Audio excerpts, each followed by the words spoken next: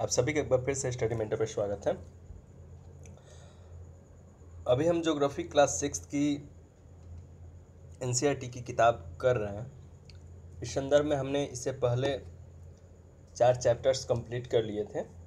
आज 5वां चैप्टर है जो कि काफ़ी ज़्यादा महत्वपूर्ण है। ज्योग्राफी और पर्यावरण के बेसिक एस्पेक्ट्स इस चैप्टर में काफ़ी बेहतर ढंग से और काफ़ी फंडामेंटल्स रूप में समझाए गए हैं, जो कि हमें समझना काफ़ी आवश्यक है, ज़रूरी है। इस चैप्टर में जो चीज़ें हमें पढ़नी है उसमें भूमंडल, जिसे आप स्थल मंडल भी कह सकते हैं, जलमंडल, वायुमंडल और जैवमंडल, ठीक है। इन 4 एस्पेक्ट्स को डेप्थली करना है। जब हम भूमंडल पढ़ेंगे तो इसके साथ महाद्वीप को पढ़ेंगे, महाद्वीप देश, ये सब चीज़ें हैं वो पढ़ेंगे।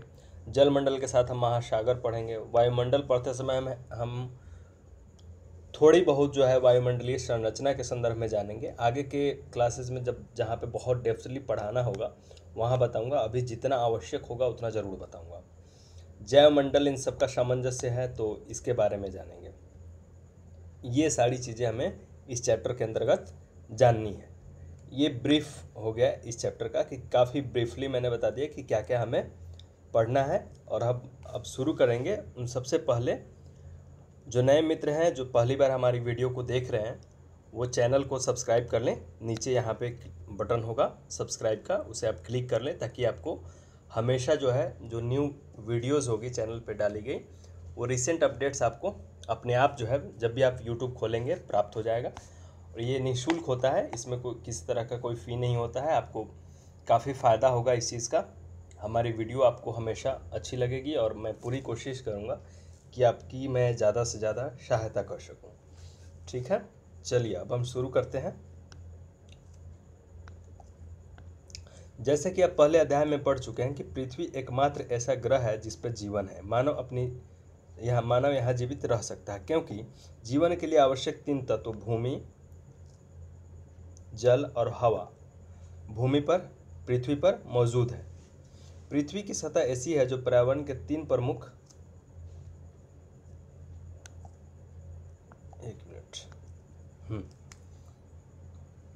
घटक आपस में मिले हुए हैं, वो जैवमंडल। प्रमुख घटक आपस में मिलते हैं, वो एक दूसरे को प्रभावित भी करते हैं। पृथ्वी का ठोस भाग जिस पे हम निवास करते हैं भूमंडल है। भूमंडल अर्थात स्थल मंडल जो ठोस भाग है, जो पृथ्वी का ऊपरी परत है, जिस पे हम अपना घर बनाते हैं या जहाँ पे हम चलते हैं या जो भी इंडस्ट्रीज बनाते हैं या पेड़ लगाते हैं या जो भी कुछ करते हैं, वो भूमंडल है। जलमंडल क्या है? तो जलमंडल जो जलीय भाग है, चाहे वो सागर हो, महासागर हो, नदी हो, जो भी है, वो जलीय भाग जलमंडल है, ठीक है। वायुमंडल क्या है? गैसीय भाग, जो धरातल का ऊपरी हिस्सा है, जो कि जिसे हम देख नहीं सकते हैं, गैसीय आवरण, वो गैसों का समूह जो है क्या है? वायुमंडल का निर्माण करता है, या वो वायुमंडल है, ठीक है, जिसमें अलग अलग तरह के गैस होते हैं। ये सारी चीज़ें यहाँ तक बताई गई है। जैवमंडल क्या है? जैवमंडल इन सभी का एक मिश्रित रूप है जहाँ पे सभी मिलकर निर्मित करते हैं। जैसे कि मान लीजिए कि ये स्थल क्षेत्र है, ये जलीय क्षेत्र है और ये वायुमंडल। तो इन सभी की आवश्यकता, इन सभी की मिलने के बाद जो है क्या बनेगा? जैवमंडल। जैवमंडल ही इंसानों के रहने के लिए उपयोगी है, आवश्यक है। क्यों? क्योंकि उसे स्थल भी चाहिए, उसे जल भी चाहिए और उसे वायु भी चाहिए। इन सभी के मिलने से क्या बनेगा? तो जैवमंडल, यही जैवमंडल है, ठीक है। अब चैप्टर के साथ साथ हम इसे समझते चलेंगे, डिस्क्राइब करते चलेंगे। पृथ्वी के ठोस भाग 29%, एक मिनट जरा सा टाइम दे। पृथ्वी के ठोस भाग को भूमंडल कहा जाता है। यह भूपरपट्टी के चट्टानों तथा मिट्टी की पतली परतों से बना हुआ है जिसमें जीवों के लिए पोषक तत्व पाए जाते हैं। टोटल 29% भूमंडल है, 71% क्या है? जलमंडल। पृथ्वी की सतह दो मुख्य भागों में बांटा जाता है। एक तो है स्थलीय भूभागों को महाद्वीप के नाम से जाना जाता है तथा बड़े जलाशयों को महासागर बेसिन के नाम से जाना जाता है। विश्व के सभी महासागर आपस में एक दूसरे से जुड़े हुए हैं। विश्व के मानचित्र को देखने पे ये बात समझ आती है। क्या सभी स्थलीय भूभाग एक दूसरे से आपस में जुड़े हुए हैं? नहीं। समुद्री जल का तल सभी जगह समान होता है। समुद्र स्थल की ऊंचाई को समुद्र तल से मापा जाता है जो शून्य माना जाता है। ये एसएससी 2011 में ये क्वेश्चन पूछा गया है कि जो अगर कोई जगह है, जैसे मान लीजिए कि हम जाते हैं शिमला, या जैसे मैं हाल फिलहाल में डलहौजी गया था, मैक्लोडगंज गया था, धर्मशाला गया, तो इन सब जगहों पे जब आप जाते हैं तो यहाँ पे लिखा होता है कि 4000 फीट एबव सी लेवल। ठीक है, तो इसका मतलब होता है कि ये जो ऊंचाई है, जैसे मान लीजिए कि शिमला में अगर अभी हम हैं तो शिमला की ऊंचाई वहाँ पे लिखी हुई है कि 4000 फीट समुद्र तल से ऊंचा। तो इसका मतलब है कि जो स्थल की ऊंचाई मापी जाती है वो समुद्र तल से मापी जाती है, क्योंकि समुद्र तल हर जगह इक्वल होता है। स्थल मंडल के साथ ये चीज़ नहीं है।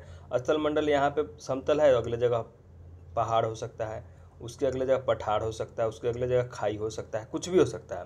इसलिए समुद्र तल को ही जो है बेसिक माना जाता है कि ये सबसे जो है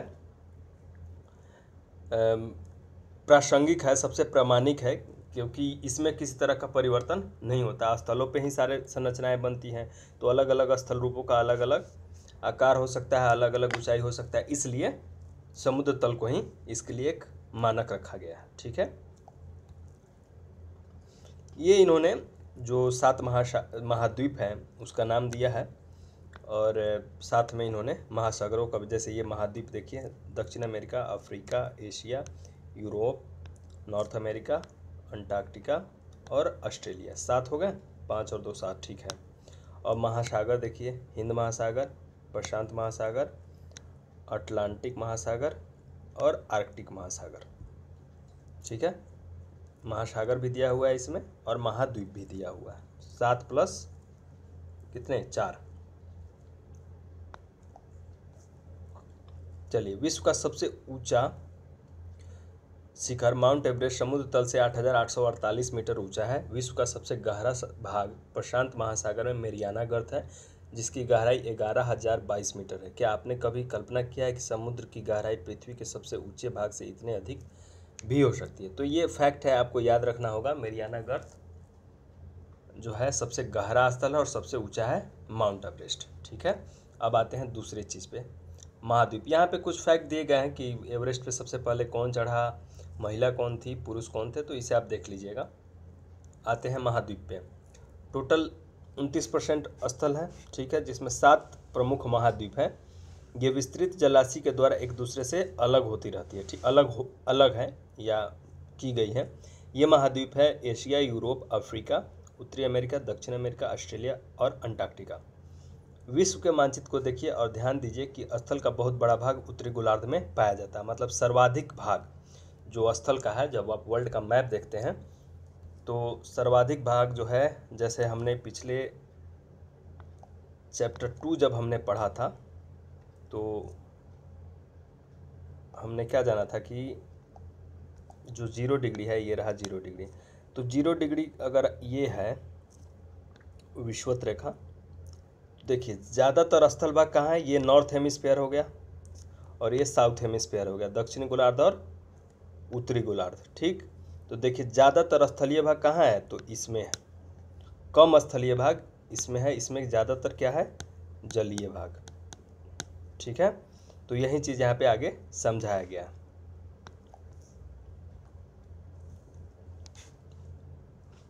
कहाँ थे हम? हाँ, एक तो ये भाग है, हाँ, स्थल का बहुत बड़ा भाग उत्तरी गोलार्ध में पाया जाता है। एशिया विश्व का सबसे बड़ा महाद्वीप है, यहाँ पे है हम। एशिया विश्व का सबसे बड़ा महाद्वीप है। यह पृथ्वी के कुल क्षेत्रफल का 1/3 भाग है, 1/3 अकेले एशिया ही है। यह महाद्वीप पूर्वी गोलार्ध में स्थित है। पूर्वी गोलार्ध, पश्चिमी गोलार्ध, ये सब मैंने समझाया था। ये तो हो गया नॉर्थ हेमिस्फेयर, ये हो गया ईस्टर्न हेमिस्फेयर, ये हो गया वेस्टर्न हेमिस्फेयर। तो पूर्वी गोलार्ध में है यहाँ पे। यह महाद्वीप पूर्वी गोलार्ध में स्थित है। कर्क रेखा इस महाद्वीप से होकर गुजरती है, भारत से भी होकर गुजरती है। एशिया के पश्चिम में यूराल पर्वत है। पश्चिम में यूराल पर्वत है, जहाँ से रसिया को ये यूराल पर्वत दो हिस्सों में वर्गीकृत करती है। यूराल पर्वत का बाद वाला हिस्सा यूरोप माना जाता है, याद रखिएगा। ठीक है, यह महाद्वीप पूर्वी गोलार्ध में स्थित है। ठीक है, यूरोप से अलग करता है। ठीक है, यूराल पर्वत यूरोप एवं एशिया के संयुक्त भूभाग को यूरेशिया कहते हैं। यूरोप एशिया से बहुत छोटा है। यह महाद्वीप एशिया के पश्चिम में स्थित है। आर्कटिक वृत्त इससे होकर गुजरती है। यह 3 तरफ से जल से घिरा हुआ है। विश्व के मानचित्र पे देखिए और उसकी स्थिति का पता लगाइए यूरोप का। चलिए एक बार देख लेते हैं। ये रहा यूरोप,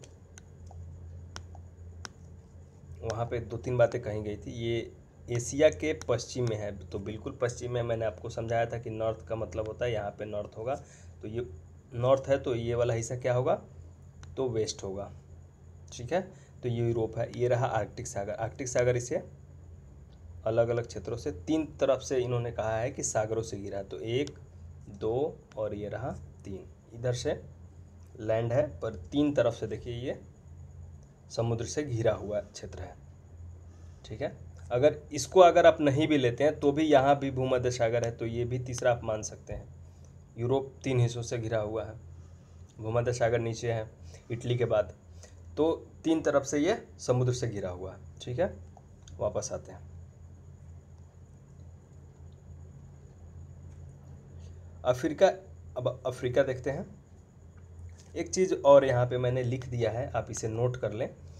एशिया सबसे बड़ा है, उसके बाद अफ्रीका, उसके बाद नॉर्थ अमेरिका, उसके बाद साउथ अमेरिका, उसके बाद अंटार्कटिका 4 पे आता है, याद रखिएगा। 5 पे यूरोप, 6 पे 4, 5, 6, सॉरी गलती हो गई। यहाँ पे 5, यहाँ पे 6 और यहाँ पे 7। सबसे छोटा क्या है, ऑस्ट्रेलिया महाद्वीप।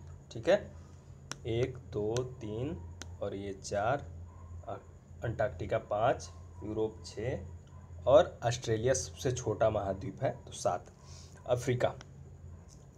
अफ्रीका एशिया के बाद विश्व का दूसरा सबसे बड़ा महाद्वीप है। यह विषुवत वृत्त या 0 डिग्री अक्षांश पर इस महाद्वीप का लगभग मध्य भाग से होकर गुजरती है। ठीक है, अफ्रीका का बहुत बड़ा भाग उत्तरी गोलार्ध में स्थित है। चित्र देखें। ठीक है, यही एक ऐसा महाद्वीप है जिससे होकर कर्क, विषुवत और मकर तीनों रेखाएं गुजरती है। ये बहुत इंपॉर्टेंट फैक्ट है, इसे नोट डाउन कर ले। सहारा रेगिस्तान विश्व का सबसे बड़ा गर्म रेगिस्तान है, जो कि अफ्रीका में। देखिए, रेगिस्तान भी 2 तरह के होते हैं, एक गर्म और एक शीत।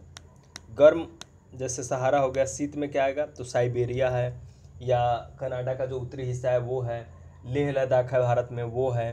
तो ये सब शीत रेगिस्तान में आते हैं। ठीक है, यह महाद्वीप, आते हैं वापस। यह महाद्वीप चारों तरफ से समुद्र और महासागरों से घिरा हुआ है। विश्व के मानचित्र को देखेंगे। ठीक है, देखने से पता चलेगा। आप देखेंगे कि विश्व की सबसे लंबी नदी नील अफ्रीका से होकर गुजरती है। अफ्रीका का मानचित्र देखिए और बताइए कर्क रेखा, मकर रेखा और विषुवत रेखा इसके किन किन भागों से होकर गुजरती है। चलिए एक बार देख लेते हैं फिर से। ये रहा अफ्रीका।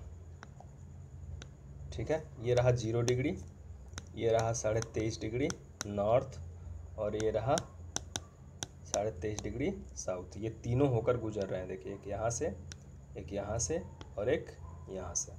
बिल्कुल सही बात है, केवल इसी में गुजरते हैं तीनों, अन्य में नहीं है। देखिए, यहाँ नॉर्थ अमेरिका है, तो नॉर्थ अमेरिका से केवल कर्क रेखा गुजर रही है, ये दोनों नहीं गुजरेगी।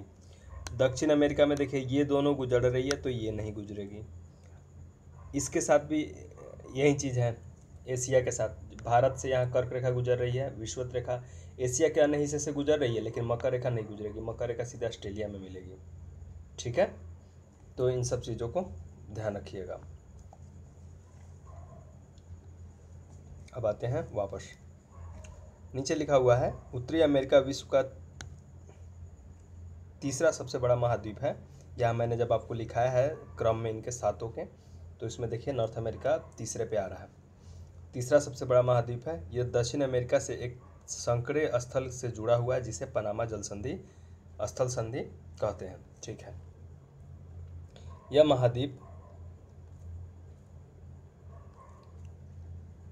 महाद्वीप पूरी तरह से उत्तरी एवं पश्चिमी गोलार्ध में स्थित है। इसके कहने के क्या मायने हैं?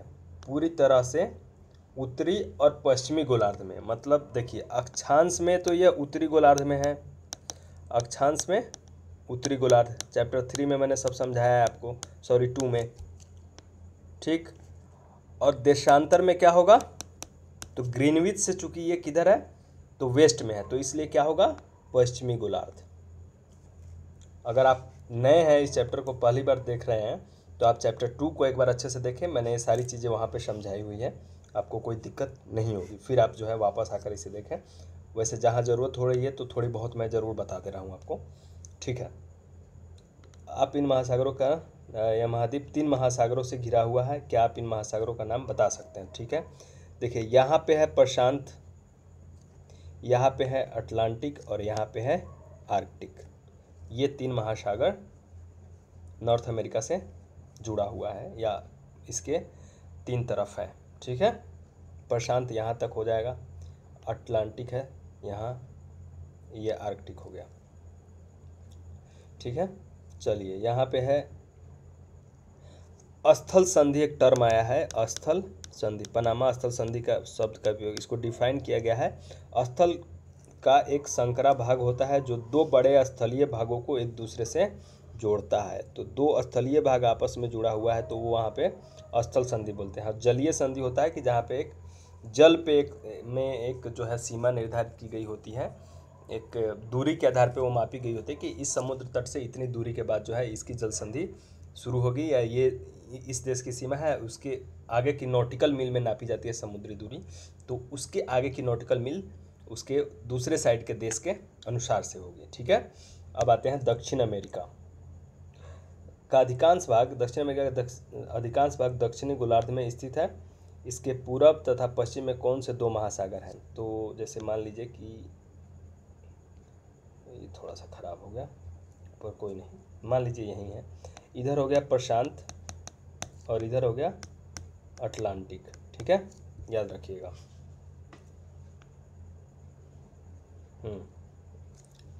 2 महासागर इसमें। विश्व की सबसे लंबी पर्वत श्रृंखला एंडीज इसके उत्तर से दक्षिण की ओर फैली हुई है। यहाँ पे किनारे के सहारे ये फैली हुई है। चिली वगैरह है, यहाँ पे चिली है, इधर ब्राज़ील है, तो यहाँ किनारे के सहारे ये फैली हुई है। दक्षिण अमेरिका का विश्व की सबसे बड़ी नदी अमेजन बहती है। अब 2 चीज़ है, बड़ी और लंबी नदी है। जब अफ्रीका हम पढ़ रहे थे तो अफ्रीका में कहा गया था कि सबसे लंबी नदी नील, और सबसे बड़ी नदी क्या कहा गया है? बड़ी नदी है अमेजन।